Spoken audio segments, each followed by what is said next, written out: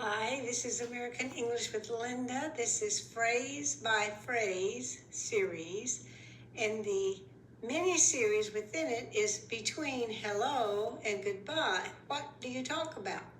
This is part 4. We're going to talk about what happened, what has happened, what happens often or always or never, what is happening now, and what will happen.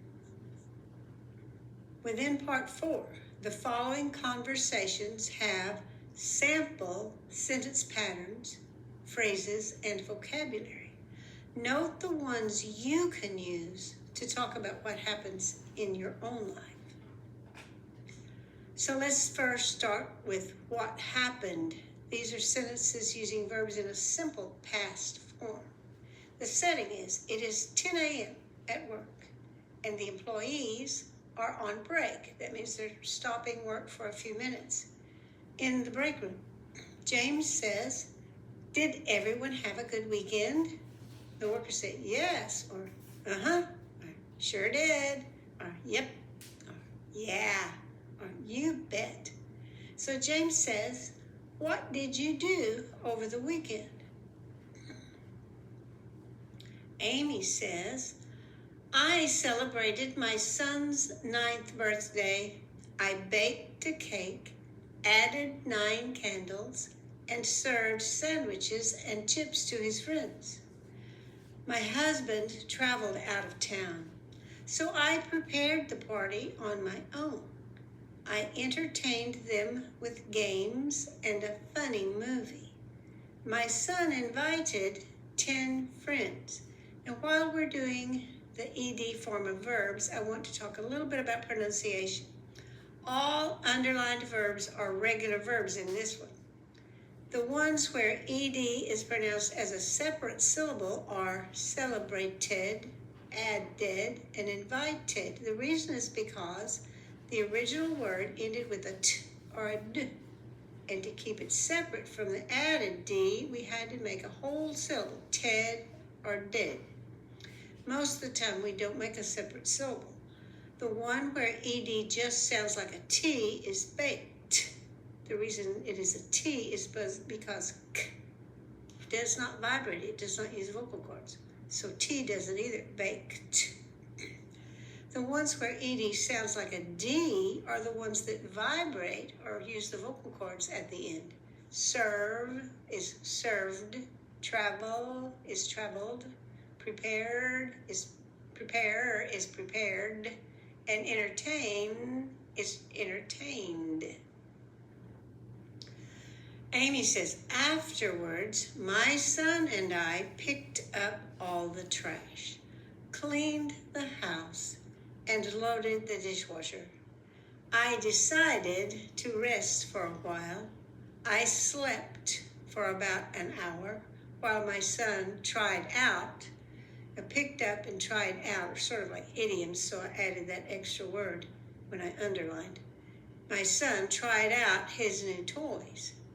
Slept is the irregular past tense of sleep. It doesn't add ed, it just changes completely, so it's irregular. All other underlined verbs are regular verbs. The ones where ed is pronounced as a separate syllable are decided and loaded. The one where ed just sounds like a T is picked. The ones where ed sounds like a D are cleaned and tried. We had to change Y to an I in order to add ed, but it's still a regular verb. Matt says, I took my family to a theme park. We rode scary rides and screamed and laughed a lot. We ate hot dogs and other junk food, won some prizes, and arrived home very late. We had a blast. That's an idiom for a good time. Irregular verbs, took is from take, rode is from ride, ate is from eat, won is from win, had is from have. We didn't use ed. All other underlined verbs are regular verbs.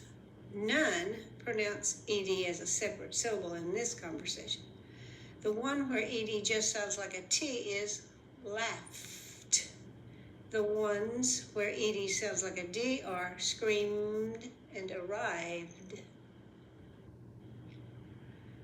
Cathy says, I visited my mother on Saturday. She suffered from a migraine headache. I prepared a meal, straightened up, that's sort of an idiom, straightened up, the house, dusted, vacuumed, and washed and folded clothes. I retrieved a prescription from the pharmacy and spent the night. I remained with her until she felt better and I knew she was okay. Then I returned home. The irregular verbs are spent from spend, felt from feel, knew from know. All other underlined verbs are regular verbs. The ones that pronounce ed as a separate syllable are visited, dusted, and folded. The one where ed just sounds like a T is washed. Shh doesn't vibrate. The ones where ed sounds like a D are suffered, prepared, straightened, vacuumed, retrieved, remained, and returned. Notice, most of the time, the ed just sounds like a D. Occasionally, it sounds like a T, and very occasionally, it sounds like Ted or dead. So what has happened, we're switching to sentences using verbs in the general past over a period of time, usually. So we're now at an interview. Jeff says, I have reviewed your resume. It seems you have done similar work. Tell me about your experience. Beth says, for several years, I have managed a team of at least 15 people in this field, this area of work. I have supervised the creation of 3 innovative, that means new and original, no one's done this before this way, innovative projects. Over time, we have lowered the cost of 2 of these projects. It has taken much time and effort, but we have discovered better sources of supplies that have provided good quality but have not cost as much. Cost is in there twice, but the first time it's a noun, the second time it's a verb. The irregular verbs are done from do, taken from take, cost from cost. All other underlined verbs are regular verbs. The one that pronounces ed as a separate syllable is provided. None pronounced ed like a T. The ones where ed sounds like a D are reviewed, managed, supervised, lowered, and discovered. I'm exaggerating that last sound of the original word so you can tell it needs the D. What has happened continues. Have you gotten along well with others? Beth says yes. I have developed good relationships with many suppliers. These relationships have benefited both them and my company. I have earned the trust of my supervisors too. Also, I have encouraged team members to respect and assist each other. This has created a sense of belonging and loyalty among the team. We have built a strong bond of cooperation. It has been a pleasure to work with them. Notice if it's a singular subject, you use has. If it's a plural subject, or I, or you, it uses have. So the irregular verbs, gotten is from get, built is from build, been is from be. All other underlined verbs are regular verbs. The ones that pronounce ed as a separate syllable are benefited and created. The one that pronounces ed like a T is developed. The ones where ED sounds like a D are earned and encouraged. Now, what happens often? This sentence or these sentences will use the general present, and it means including other times, not at this exact moment only, but over a general time. Now, we're at the park, and Charlie says, I see your daughter enjoys being at the park. I come here often. You come often too? Darla says, yes. She climbs on the jungle gym, slides down the slide, swings from the monkey bars, and runs around like crazy every time we come. Now, if the subject is a singular, countable noun, then the verb adds an S. Or, after a sound that is very similar to an S sound, then we add ES. None on this page add ES. There is an exception to the S rule. I and you never add an S to the verb. I, of course, is singular. You can be singular or it can be plural. We can't tell, so you never gets an S on the verb. And I, just because it's special, never gets an S on the verb. So it's I see, not I sees. I come, not I comes. You come, not you comes. Charlie says, my son loves to come here too. He crawls through the tunnel, balances on the balance beam, and tosses and catches balls with his friends. But my daughter doesn't like to get dirty and hates getting hot. She prefers to sit quietly in the shade. She brings a book, sits on a bench, and reads. But she has fun also. Darla says all three do what they like. Children appreciate different activities, but they have fun. Because the subjects are singular, these verbs add an S. Loves, crawls, balances, does like. Now the S went on the does rather than on the like, but it is an added S. It's not do like, it's does like. Hates, prefers, brings, sits, reads, and has. Because these verbs have plural subjects, they don't add an S.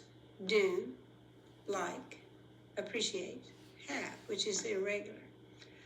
Note, balance only added an S, not ES, but the ES on the end is still pronounced as a separate syllable because its ending sound of the basic word balance ends in an S sound. So when we add an S, we have to have something in between. So it's balances. Now for tosses and catches, we added the ES because of the sound of the original word. What's happening now? Sentences are using their verb forms, and we're at a parade. We switched. Now we're at a parade.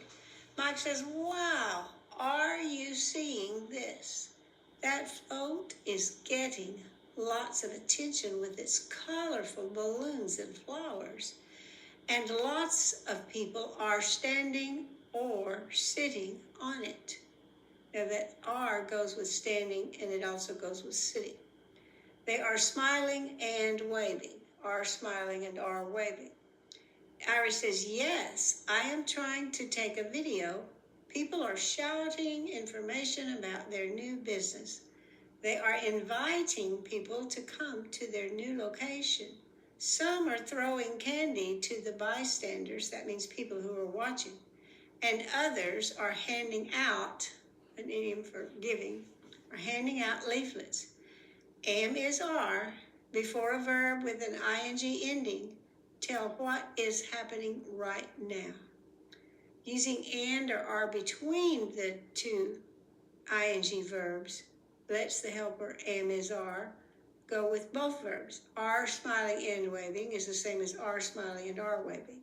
Are standing or sitting is the same as are standing or are sitting. Mike says, I am hoping to catch some candy for my kids.